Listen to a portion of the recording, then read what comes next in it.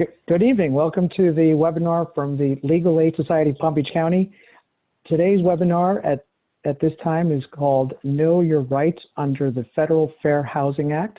Today's presenter is attorney at law Eneami Bestman from the Legal Aid Society in the Fair Housing Project. Good evening, Eneami. Thanks for joining us today. Thank you, Mario. Good evening, everyone. I am excited to be here, excited to be presenting tonight. I have been at Legal Aid for 2 years. I am now the program manager for the Fair Housing Project, and I am excited to talk about a general overview of the Fair Housing Act and some particular issues due to the COVID-19, knowing your rights under the Fair Housing Act. Thank you, Mario. You can go to the next slide.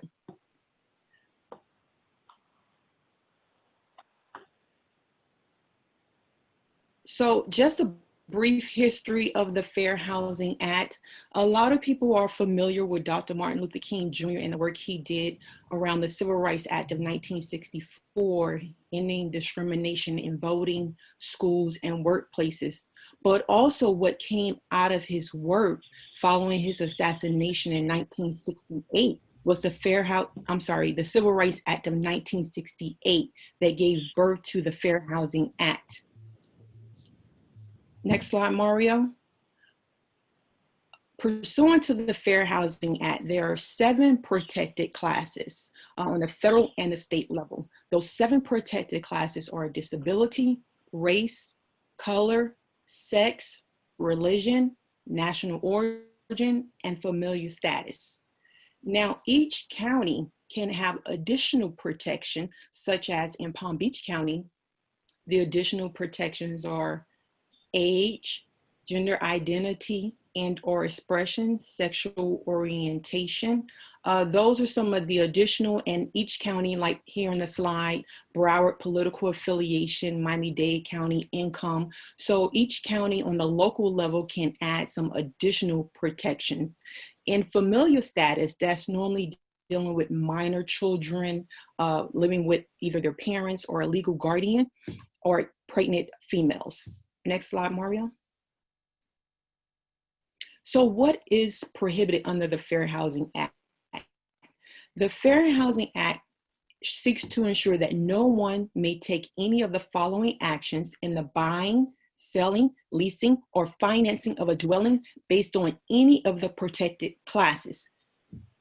They cannot refuse to rent, sell, or negotiate housing based on someone's membership of a protected class. They cannot refuse to deny housing or otherwise make housing unavailable. What is deny housing or make housing unavailable?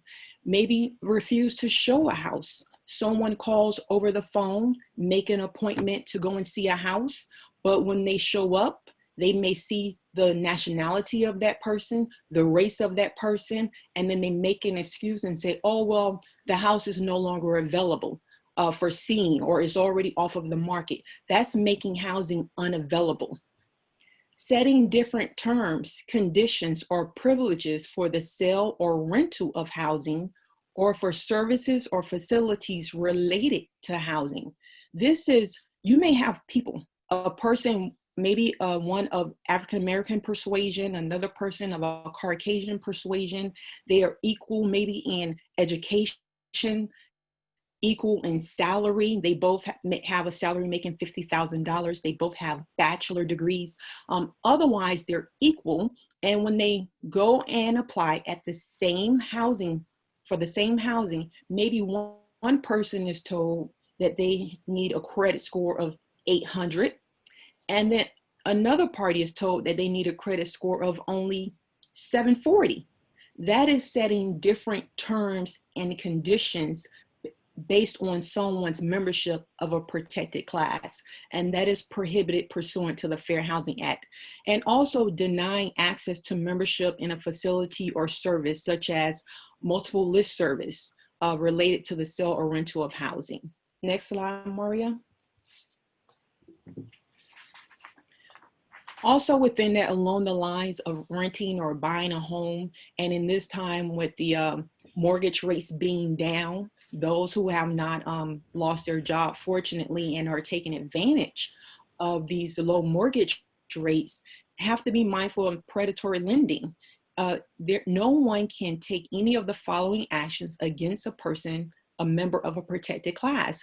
They cannot refuse to make a mortgage loan, refuse to provide information regarding loans, impose different terms or conditions, such as different interest rates, points, or fees, discriminate in appraising the property, refuse to purchase a loan, or set different terms or conditions for purchasing a loan. Next slide, Maria. So what are some type of cases that may come under the Fair Housing Act? There is intentional discrimination. Obviously, this is blatantly discriminating against someone based on their membership in a protected class, that their membership of that class played some factor in the decision-making process of denying them or granting them housing. There is also desperate impact cases. This is when there is a facially neutral rule, policy, or practice, meaning that there's a, say for instance, if there's a general rule of no one ex-offenders who have been charged, ex-offenders cannot apply for housing in a particular development that has an HOA. And it's a general rule. Someone may say, well, we apply it to everyone. But when you look at who is mostly impacted by that policy, if it's predominantly African Americans that are impacted by that policy, or Hispanics, then that is something that has a desperate impact. And even though it's neutral in its face, the impact of that is affecting someone who is a member of a protected class. There is also denial of reasonable modifications or accommodations, failure to make structural changes or exceptions to rules, or to accommodate someone's disability. We're going to get into that a little further. And then also some cases fall into design and construction, failure to meet certain building requirements to aid the disabled. Here, I want you to note that anyone can violate the Fair Housing Act. It is not just majority groups doing harm to minorities. It could be neighbor on neighbor. It could be tenants who are discriminating against their neighbor that can fall under the Fair Housing Act violation if they make this known to the landlord or the manager that their neighbor is discriminating against them. Next slide, Mario. What are some exceptions to the Fair Housing Act? There are certain exceptions to the Fair Housing Act, such as housing for older persons, 55 plus communities. They may discriminate based on familial status, meaning we're going to get into a little more, but they have qualified to be housing for 55 plus. So if someone has families with children, minor children, they can deny housing to them, but it can only be based on that fact alone. It cannot be for anything else, race, national origin, or any other protected matters. There's called the Mrs. Smith exception. This is an owner-occupied dwelling of no more than 4 units, as long as the owner does not use a real estate agent. So this is an owner who maybe has an extra bedroom or 2 and they want to rent out their room or boarding home. Typically, the Fair Housing Act would not apply to that person. And there's just some others that we have here. Religious organizations or private clubs, they may limit to their members of their organization affiliation, but again, it cannot be based on any other restrictions by race, color, or national origin. Next slide, Mario. You can go, I already talked about this. Again, this is talking about the 55 plus communities, how they apply to be exempt as a 55 plus community. Pretty much they have to take a survey of all the occupied units. The law lays out how do they determine whether a unit is occupied, and it has to actually be occupied by 1 or more persons on the date of the exemption when it is claimed. And if it is temporarily vacant, but the primary occupant has resided in the unit during the last year. This speaks to snowbirds who, they go up north during the summertime and come back down for the winter. But normally they have to maintain their certification to be exempt from the Fair Housing Act. Next slide, Mario. Now we're going to get into another, more specifically, disability rights. I would say of most of the cases that we get violations of the Fair Housing Act, it is based on members who have disabilities. Next slide. So we're going to talk about how does the Fair Housing Act define disability, a person who has a disability? It is a person who has a physical or mental impairment that substantially limits one or more major life activities. That person has a record of such impairment or is regarded as having such an impairment. So that means that this person has either a physical, something that you can see, a blind person, a deaf person, something, it could be obvious, but it could also be a mental impairment, depression, anxiety. These are things that can limit one or more of their major life activities. Maybe they can't get out of bed, someone who is depressed, and bathe themselves or just go about taking care of themselves, their everyday needs. This could be a person who has a record of having such an impairment, that they have a medical record of being treated for maybe PTSD or something of that nature. Or it could be someone who is regarded as having such an impairment. Example I like to give is a hoarder.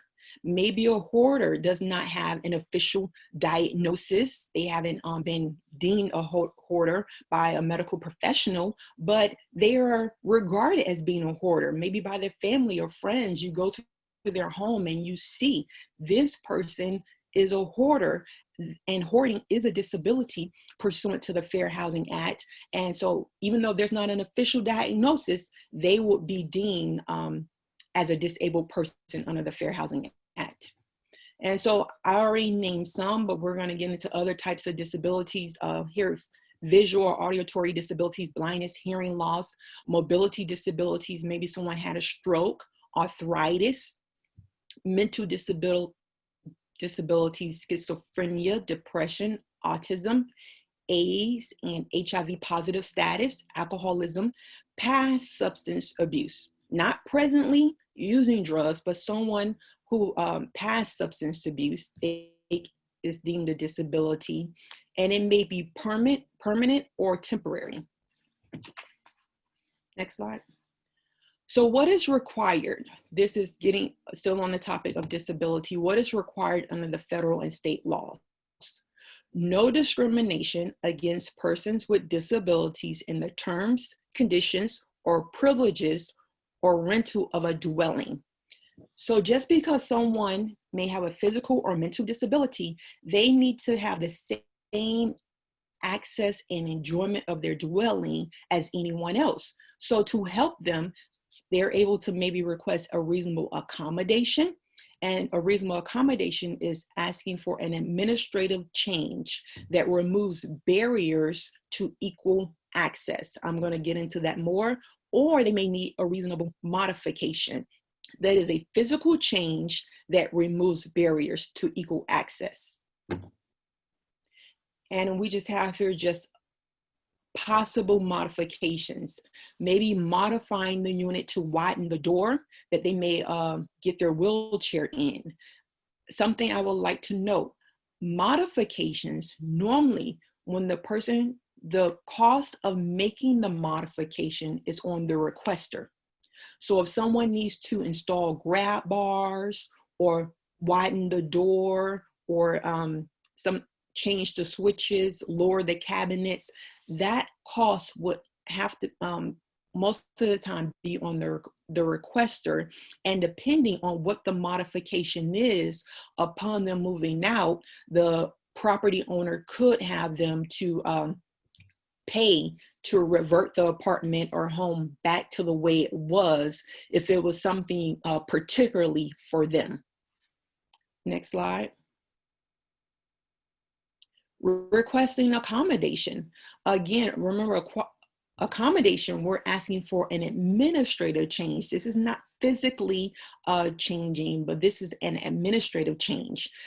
It is important to know that there are no magic words. There's no particular format when making this request for an accommodation.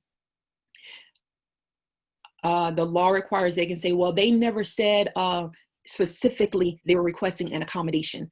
If they said, well, I need my daughter to come here and help me, I need my caregiver to come here and help me, that is enough, in no particular format. It doesn't have to be in writing, although we suggest it's better to have it formally in writing, but it doesn't have to be in writing. It could be verbal, it could be a text message, it could be an email, so there's no particular format.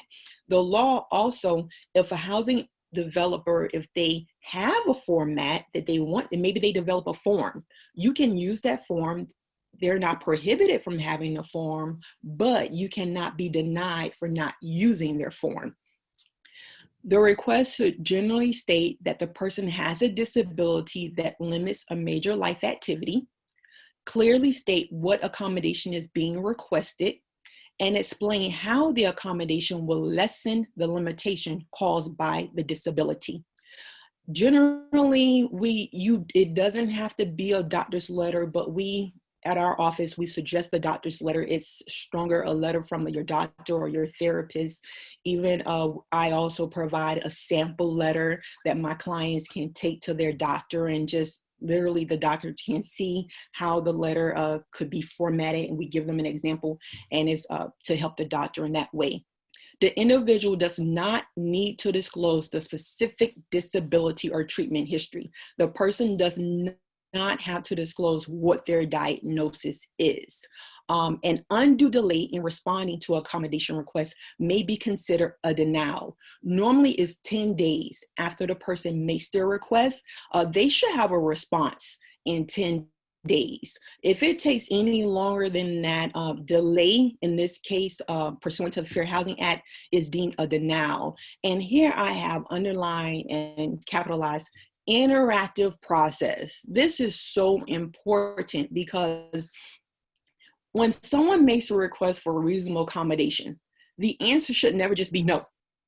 There needs to be ongoing dialogue, because the law says reasonable. So if at first what is being requested, if it is not reasonable, conversation needs to be had, a discussion needs to take place. Well, how can we make it reasonable? How can we accommodate this person? And if they refuse to enter into that interactive process, they are violating the Fair Housing Act. Next slide, Maria.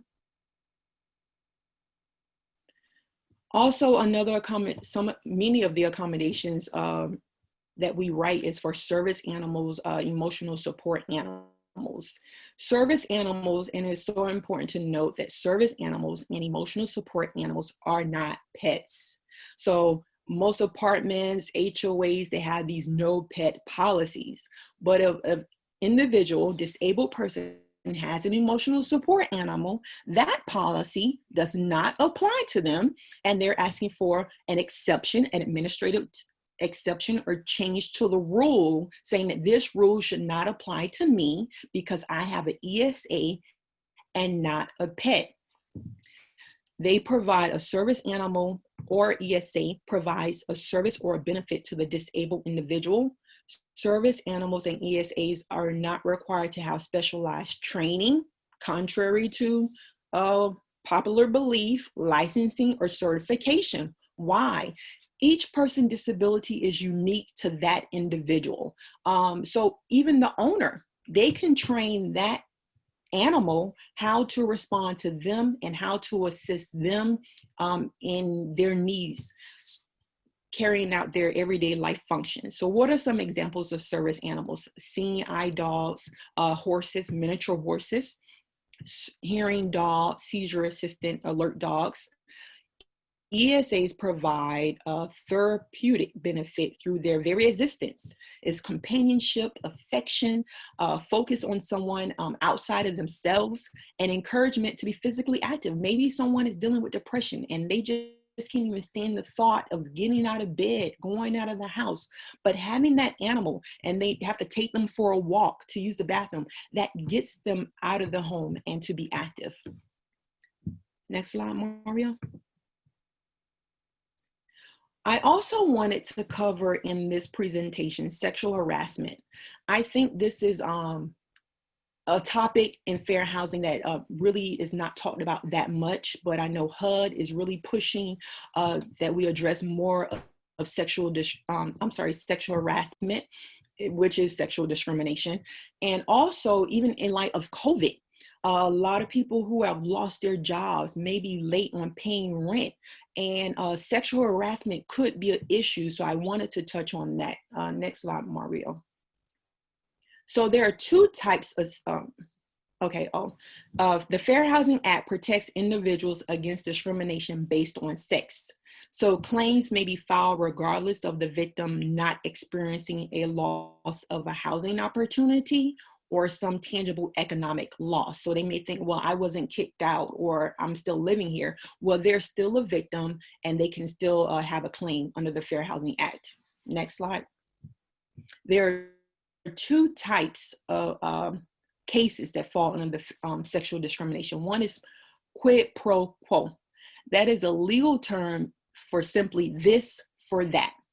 This is where a provider, an employee, or agent of the landlord or property owner conditions access to or retention of housing on a victim's submission to sexual conduct. So say if someone, they lost their job and they can't pay their rent, they're falling behind, they're accruing late fees, and they go to the landlord property manager and they try to have a conversation. And the property manager or anyone, maintenance man, we can even use that in the context, someone needs work done to their home. Well, if you do this for me, or if I, let you be late or, waive your rent, what do you want to do for me? They request a sexual favor. That is called quid pro quo and is a violation of the Fair Housing Act. Another type of sexual harassment is hostile environment. This is where the provider, the employee or agent, in certain circumstances, another tenant, it could be, engages in sexual behavior of such severity or pervasiveness that it alters the terms or conditions of tenancy, and as a result, results in an environment that is intimidating, hostile, offensive, and the person just doesn't want to live there. And the court really finds this, and I would just say, sexual harassment in housing is really mirrors sexual harassment in the workplace. But this has a heightened standard because the court says this is someone's home and they should be safe from sexual harassment in their own home. Next slide, Mario. Sexual harassment and liability. So who could be liable? Sexual harassment and discriminatory conduct could be motivated by a victim's gender and not necessarily a sexual desire. So some people think it's just that, sex, but it could be just someone's gender. Maybe a neighbor is a female or a male who may have what they deem not to be male tendencies or female tendencies or act a certain way or how a gender is deemed to act. And they could discriminate against them based on their gender. That falls into sexual harassment.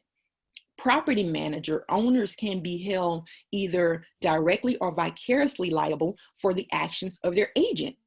If a maintenance worker is sexually harassing a tenant, that tenant makes it known, that property manager does not do anything, that property manager can be held liable for his agent's work, or even if it's a neighbor, can be held liable for their actions. Next slide, Maria.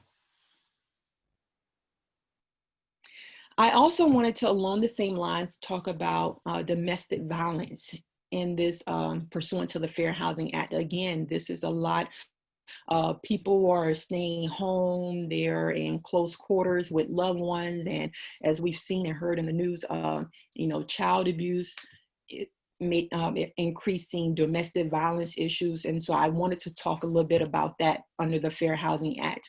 Next slide, Mario. I will say, unfortunately, fair housing or In public housing, Section 8 housing, there are a lot more protections for domestic violence victims than private landlord-tenant housing.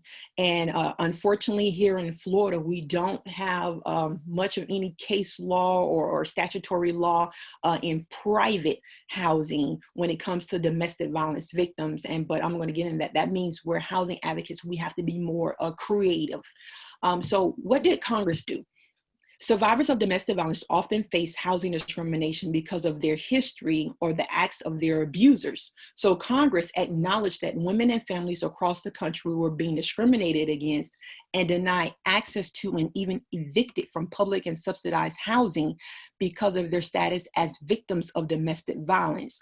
And so they enacted VAWA, the Victim Against Crime law, and they also saw that there was this problem of double victimization occurs, where the person is a victim from their abuser, but they're also double victimized because either they're evicted or they're held liable for damages. And so obviously we know this is a violation, and a person should not be double victimized. Next slide, Mario. And here's the interesting thing. Under the Fair Housing Act, if you remember, I talked about the seven protected classes. Domestic violence survivors is not named. And so they are not protected under the Fair Housing Act in most state and fair housing laws. Therefore, like I was saying, housing advocates, we have to be creative. And so we normally try to tie it to sex discrimination. And why? Because we know not all, there's some men who do experience domestic violence, but most of the cases are women. And so if we tie it to sex and make it that way, maybe we can get the person to early terminate their lease if they need to be away from the abuser. And I also do this in my private landlord-tenant situations where, like I say, really there's no law on the books in the private sector, but I try to tie it to sex. I try to maybe tie it to disability, right? If someone was abused so severely that now they're disabled, we can ask for a reasonable accommodation that they can terminate their lease or terminate the lease because they have a restraining order against the abuser and they can no longer reside with that person. Next slide, Mario. Survivors' rights under the Fair Housing Act. A survivor of domestic violence, they have the right to be free from discrimination when seeking housing to buy or rent, be protected from eviction, be treated the same as other tenants or occupants by their housing provider, and, like I said, request a reasonable accommodation to ensure that someone with a disability has equal opportunity to use the home. The person may be a mother or a father of a disabled child, but they're also a victim, a survivor of domestic violence. So we can come in and use reasonable accommodations in those requests, in those situations. Next slide, Mario. Denial prohibitions. Any individual status as a current or former victim of domestic violence, dating violence, or stalking is not an appropriate basis to deny someone admission or denial of housing assistance. So say like now, people are losing their homes, or maybe, like I said, being in close quarters and someone has to seek shelter and they have to go to a women's shelter or some type of battered shelter. Their status of being a victim of domestic violence or dating violence should not prohibit them from having assistance if they are otherwise qualified and they're only being discriminated against or denied based on their status. That should not happen. Next slide, Mario. So, exciting part, I have some scenarios that I would like us to run through. I'm going to read it. There's a chat box. I want you to respond in the box of what you think the answer is. So here's our first. A match was made for a survivor of domestic violence to a program. The program does not accept survivors because they should be referred to the DV system. If it was to accept the survivor, it would require the survivor to have a protection order or counseling and to no longer be with the perpetrator. Is this decision by a program to not accept the DV survivor discriminatory? So I want you to answer, is this discriminatory? Their decision not to accept, yes, no, or maybe. You can just respond there in the Q&A. And Mario, let me know. We're gonna give you just a few moments. Okay, we've got some folks that have typed in and they've responded with a no, Eneami. No, that is not discriminatory. Okay, let's see. The answer, please, Mario. Yes, this is discriminatory. A program cannot deny housing to an individual or family due to actual or perceived status as being a DV survivor. Next. This one is the same, but we're changing the question. Remember the facts here. So if they were to accept the survivor, it will require the survivor to have a protection order or counseling and to no longer be with the perpetrator. Is this decision by a program to ask the survivor to have a protection order or counseling prior to being accepted into the program discriminatory? Yes, no, maybe. Just put your answers in the box. Okay, responses that we've got have been a yes and a no, actually. We've gotten both. Yeah? Okay. Mm-hmm. Split. Let's see the answer. Yes, this is discriminatory. A program cannot ask a DV survivor to do something that they wouldn't require other participants. You know, do they ask all of their participants to provide proof of getting help or no longer being with the perpetrator? So remember this, if it's a general rule and they require this of everyone, then okay. But if they're doing this just for that person based on their status, especially remember this is a public housing or a shelter, they cannot do that. Next. All right, our next scenario. We placed a couple, Sam and Leslie, into a unit through our RRH program, that's Rapid Rehousing Program, and were contacted by the landlord because he saw the police show up at their apartment on several occasions. A couple of tenants also told the landlord that they had seen Leslie with a black eye and heard the couple's loud arguments through the walls. Leslie is also not proficient in English and is fluent in Spanish. Both Leslie and Sam are on the lease with the landlord. The landlord told us that he is planning to evict them. Can the landlord evict both Sam and Leslie from the unit? Yes, no, maybe. What do you think? So they're fighting, arguing. Leslie has a black eye. Some folks have responded with yes. Okay, I see one say no. All right, let's see, Mario. No. Can the landlord evict them both? No. Survivors have the right to contact the police. Now, I would say there was a lot of issues in that hypo. But this is like, you don't want to deter anyone from calling the police. Survivors have the right to call the police or other emergency services without the threat of being evicted. If someone says, if the landlord says, and I had a case, you better stop calling the police too much. Well, this is this person's life, their safety. And so if they feel that they're going to be evicted because they call the police, now their life is in greater danger. So no. Next slide. This is different. So now we have in this one, a public housing agency, PHA, notifies a tenant that she must pay for a broken bathroom door caused by a fight that happened between the survivor and her boyfriend. The survivor explains that her boyfriend broke down the door when she fled to hide in the bathroom because he tried to hit her. The PHA insists that the survivor paid $300 to replace the door, but says that they are willing to work out a payment plan with her. The survivor does not have the money and fears that she will face eviction if she cannot pay. Is the survivor responsible for the damages? Yes, no, or you're just not sure. So we're talking about in public housing agency.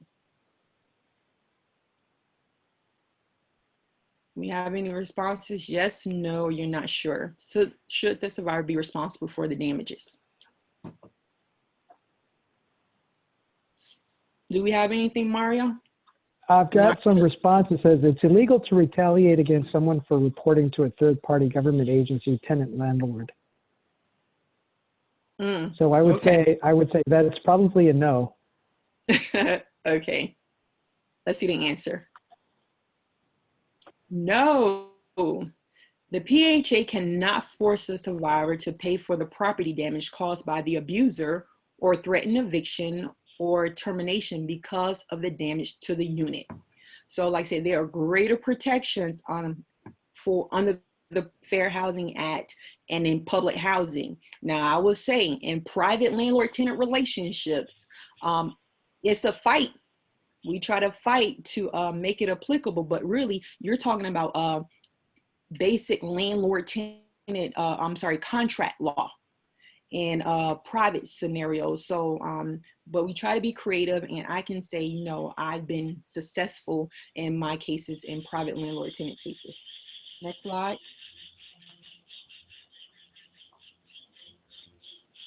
Enforcing your rights. Okay, next slide. So we're going to talk about how to file a complaint. If you or someone you know have been the victim of discrimination, it is important to know that there is a 1-year statute of limitations from the date of the last discriminatory incident. Sometimes it has been going on for several years because there could be continuing, but the date of the last discriminatory incident, there's 1 year to bring a housing complaint, either with OEO or HUD. OEO is the Office of Equal Opportunity. It can be filed by an individual. It doesn't have to be the victim. It could be someone maybe living in the house with the victim, someone who is also impacted. They could file a complaint, or it could also be filed by housing organizations such as our office, Legal Aid Society, or other organizations. Next slide. To file a lawsuit. So it's 1 year to file a complaint, but there's a 2-year statute of limitations to bring a lawsuit in civil court. That could be on a federal level or on the state level. And just note that once the person files a complaint, that actually tolls the 2-year statute of limitations. So during that time, while it's being investigated by either OEO or HUD, the 2-year statute of limitation is tolled. And once it is over and there's a finding, then it will start to run again. It can be filed by individual. Again, a lawsuit can be filed by an individual or by a fair housing organization. Next slide. And that is the end. And so questions. I am going to, let's see. And Amy, I have a question from one of the participants. Here's the question from somebody. How would you know if you're being discriminated against if you're not aware of exceptions they've provided to others? So what you do is just, if you've, a lot of the cases, like I say, you may not be aware of exceptions made to others, but it just doesn't feel right to you. And so, you know, you go ahead and make that complaint, and then that's the job of OEO and others to do investigation. And once that investigation takes place, then they find out, well, you know what, you weren't the only one, they were doing this to everyone. And it's like, oh, okay. Or in the investigation, it may come out that no, you were the exception, and that was only made to you.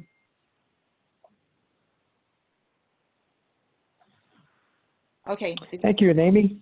So at this time, I have any other questions from the participants. You're free to type those into the chat. I'll read them live to Eneami. So if you'd like to ask her a question, I'd be more than happy to pass it on.